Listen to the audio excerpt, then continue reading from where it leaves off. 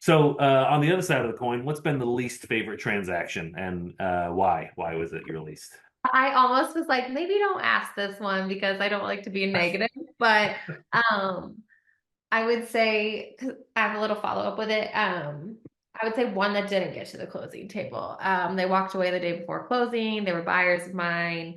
And at the end of the day, that's such a hard situation to be in as a realtor because my alliance is to protect and serve my clients, do what's best for them, even though like I did not agree with walking away. You know what I mean? I didn't agree with it. I didn't think it was ethical. I didn't think it was right what they were doing to the sellers, but I still had to do my job, put my emotions aside.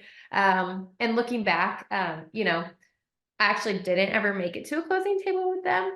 And looking back, kind of like seeing how I got there, there was not really like a lot of trust in the relationship between, like, I don't feel like they ever truly trusted me or felt like I was like guiding them. There was not a good relationship built no matter how hard I tried. And that is one of my biggest pain points is when I have a client who does not feel like they can fully like put their trust in me, I don't really see that relationship taking off. I don't, I don't want them as clients. Sure. Like me to do my job and if you have doubts or questions, let's talk about it. Right. So that was a weird one. It was a hard one. That was Was that like, earlier in your career or was that more recent?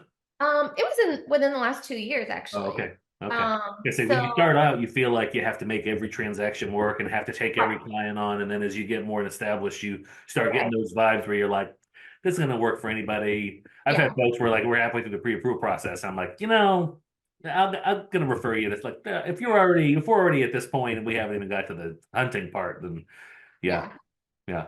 Well, that was, yeah, tough one, but I think I was really hung up on it for a while too. But definitely like made my peace with it and tried to be like, what do I learn from this? And, I think one of the things was, I don't have to take everybody, even if they're in my immediate circle of friends, if they're friends of friends, because that's where a lot of my business comes from. Like I don't have to say yes if it's not a good fit. So Right. Right. Well, you mentioned trust there too, and it's like it's of peak importance on your end of the transaction and mine. I mean, well, yes. I tell my first timers picking a realtor and a lender is like picking a doctor and a mechanic. I mean, these are Yes. the people that you have to trust to know what they're doing because there's a whole swath of things that they need to know that you don't really need to know. I mean, you don't need a PhD in mortgage lending to get a mortgage, but you need to trust somebody. I don't have a PhD per se, but I've got I've been doing it 7 years, so it's the equivalent of a PhD. Yeah, for sure. Um, For yeah. sure. But to your point, that feeling, especially when you helped them to end the agreement that you didn't even want them to walk away from, you knew it wasn't fair, and you're doing things on their behalf, and then for you to not feel like they ever trust you. Unfortunately, it wasn't a closed transaction, so it doesn't answer the question. So we're going to rewind, and you're going to start over with it.